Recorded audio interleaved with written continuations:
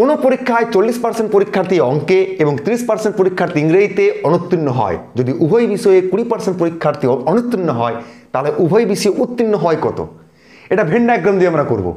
অর্থাৎ ধরো এটা ম্যাথের একটা গ্রাফ, এটা ইংরেজিতে, তাহলে ম্যাথ ফর এম, ইংরেজিতে ই।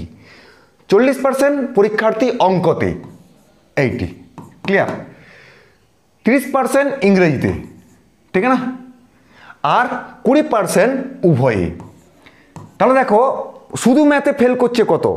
উভয়ে 20 আর শুধু 40, তার মানে শুধু ম্যাথে হচ্ছে তোমার 20%। শুধু ইংরেজিতে কত? 30 - 20 মানে 10।